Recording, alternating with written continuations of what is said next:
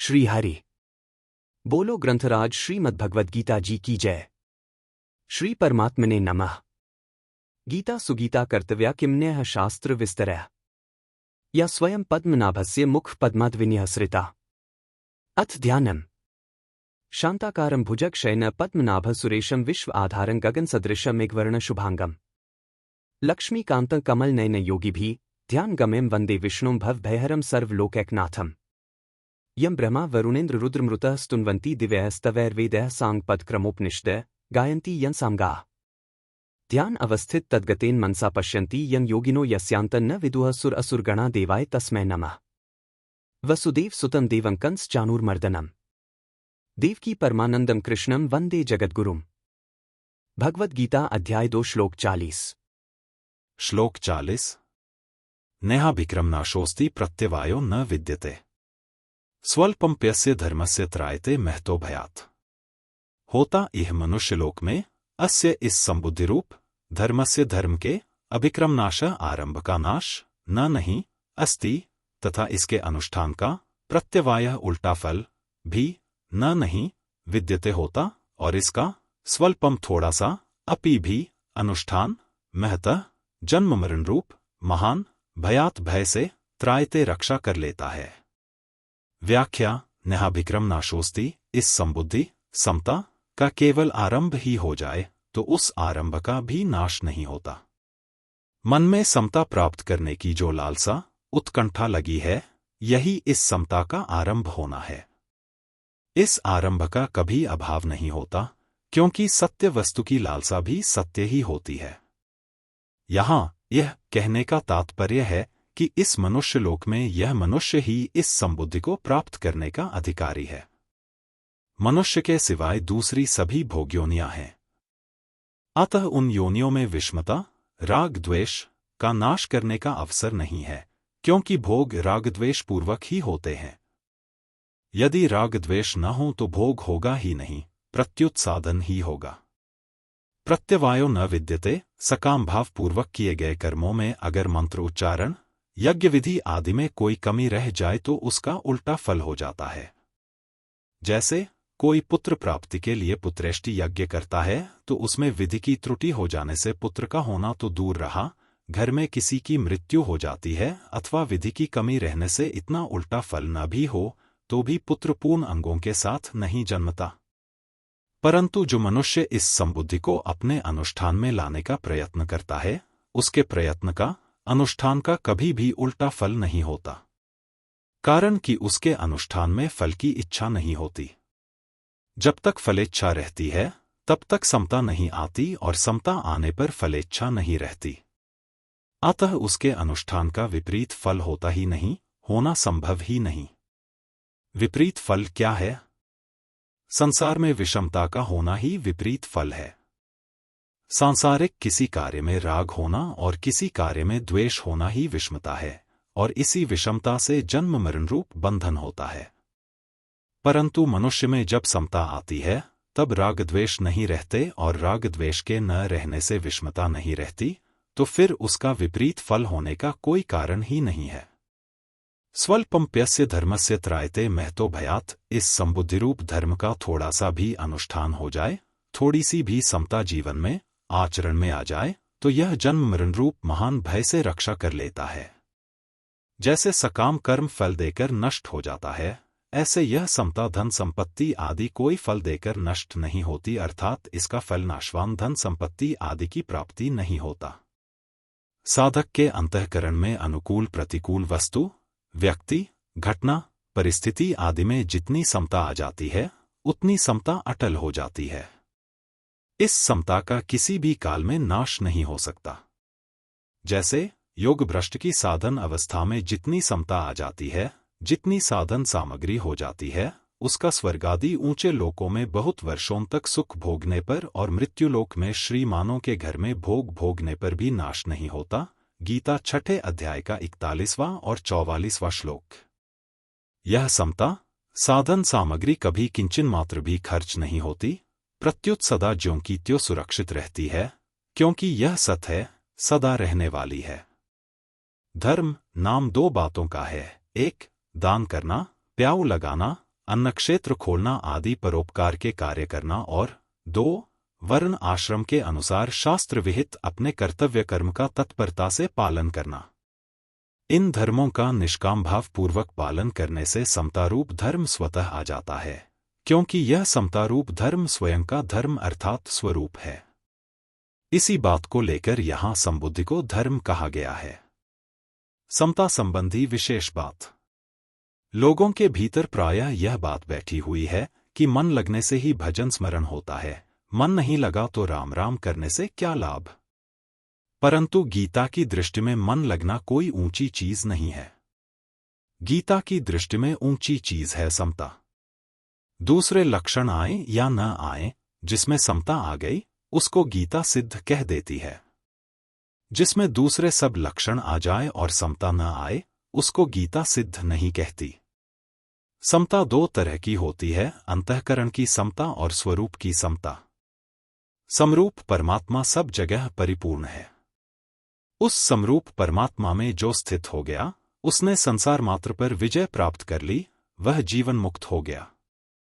परंतु इसकी पहचान अंतःकरण की समता से होती है।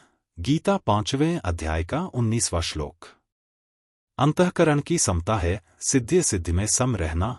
गीता 2 अध्याय का 48वां श्लोक। प्रशंसा हो जाए या निंदा हो जाए, कार्य सफल हो जाए या असफल हो जाए, लाखों रुपए आ जाए या लाखों रुपए चले जाए, पर उससे अंतःकरण में कोई हलचल न हो, सुख दुख हर्ष शोक आदि न हो। गीता 5वें अध्याय का 20वां श्लोक। इस समता का कभी नाश नहीं होता। कल्याण के सिवाय इस समता का दूसरा कोई फल होता ही नहीं। मनुष्य तप, दान, तीर्थ, व्रत आदि कोई भी पुण्य कर्म करे, वह फल देकर नष्ट हो जाता है, परंतु साधन करते करते अंतःकरण में थोड़ी भी समता, निर्विकारता आ जाए तो वह नष्ट नहीं होती, प्रत्युत कल्याण कर देती है। इसलिए साधन में समता जितनी ऊंची चीज है, मन की एकाग्रता उतनी ऊंची चीज नहीं है। मन एकाग्र होने से सिद्धियां तो प्राप्त हो जाती हैं, पर कल्याण नहीं होता। परंतु समता आने से मनुष्य संसार बंधन से सुखपूर्वक मुक्त हो जाता है।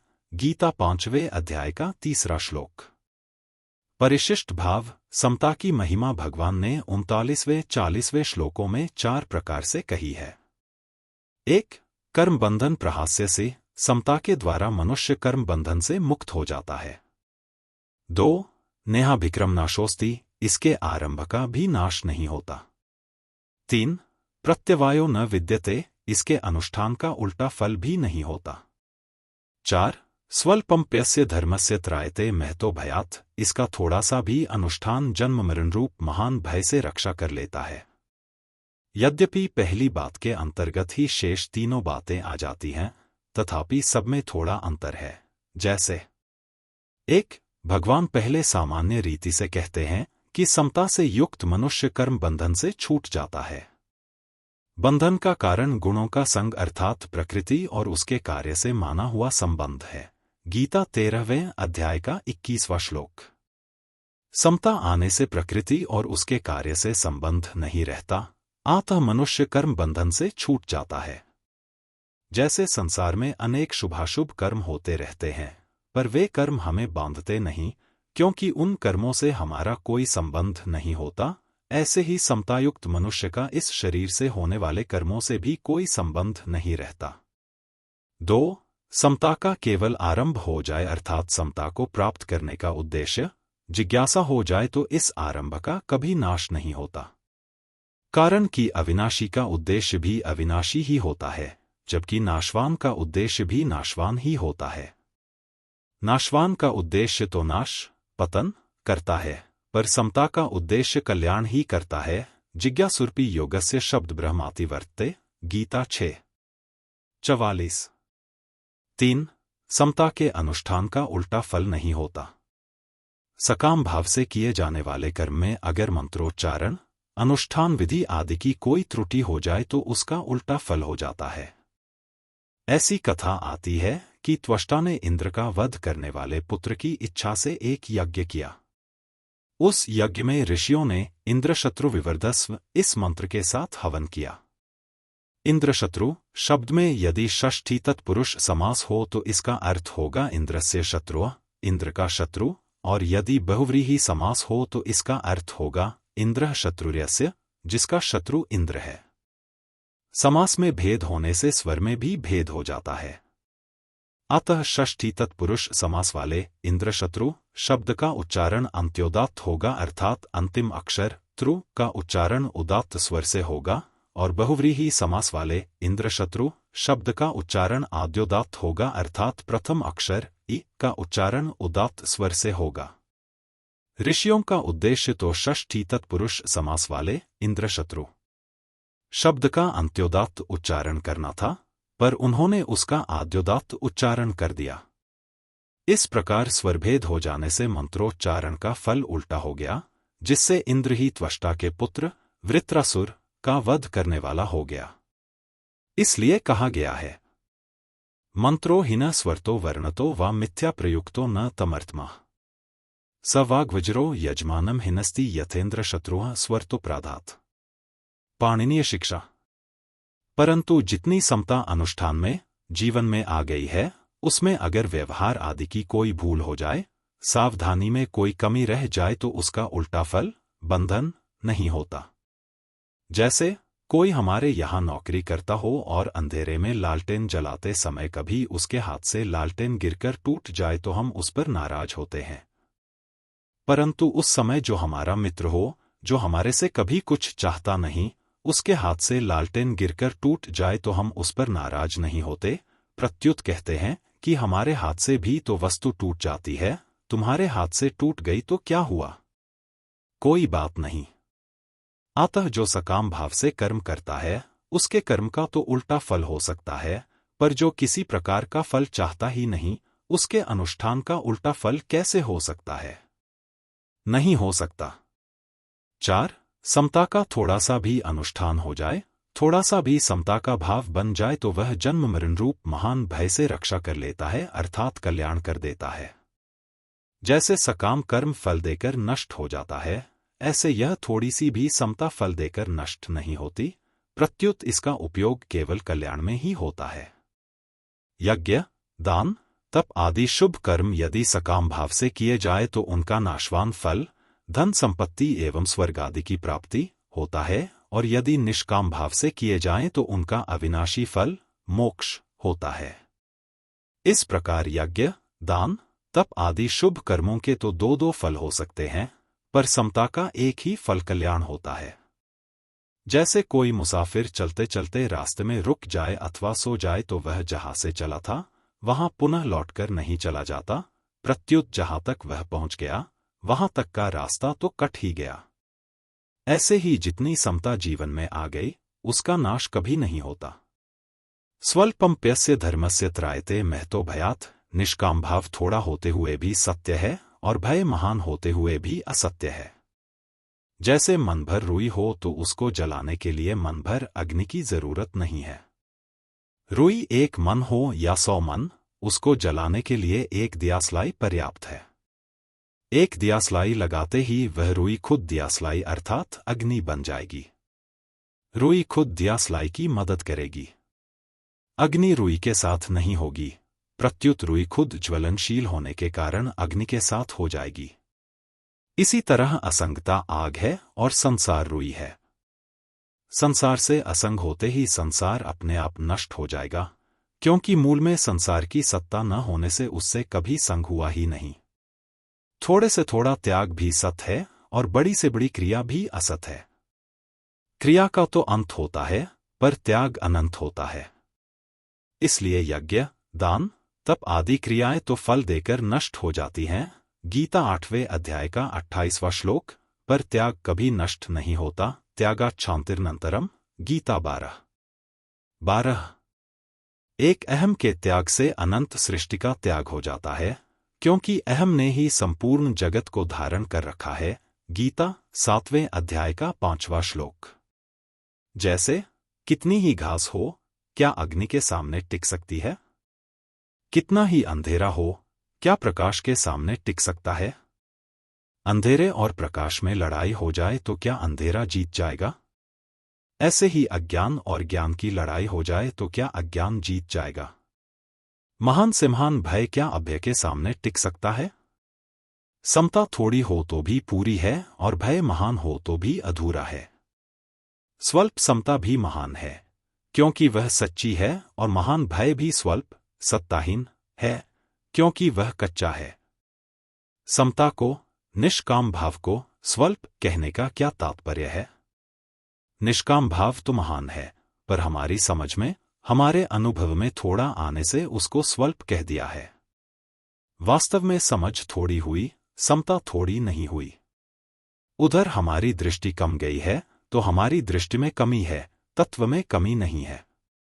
इसी तरह हमने असत को ज्यादा आदर दे दिया तो असत महान नहीं हुआ, प्रत्युत हमारा आदर महान हुआ। इसलिए अगर हम सत का अधिक आदर करें तो सत महान हो जाएगा, अर्थात उसकी महत्ता का अनुभव हो जाएगा, और असत का आदर न करें तो असत स्वल्प हो जाएगा।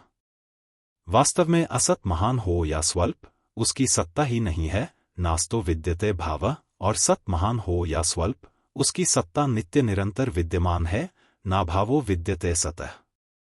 इसलिए उपनिषदों में परमात्म तत्व को अणु से भी अणु और महान से भी महान कहा गया है। अणोर्नियान महतो महियान, कट 01 2 20 श्वेताश्वतर 03 20। ऐसी ही और वीडियो के लिए हमारे साथ जुड़े रहिए। अगर आपने अभी तक सब्सक्राइब नहीं किया है तो अभी कर लीजिए और बेल आइकॉन दबाकर सभी नई अपडेट्स सबसे पहले पाएं। आपके विचार और सुझाव हमारे लिए बेहद महत्वपूर्ण हैं, इसलिए उन्हें साझा जरूर करें। साथ ही अपने दोस्तों और परिवार के साथ भी यह चैनल शेयर करें, ताकि हम सब मिलकर सीखते और आगे बढ़ते रहें। बोलो ग्रंथराज श्रीमद् भगवद गीता जी की जय। जय श्री कृष्ण।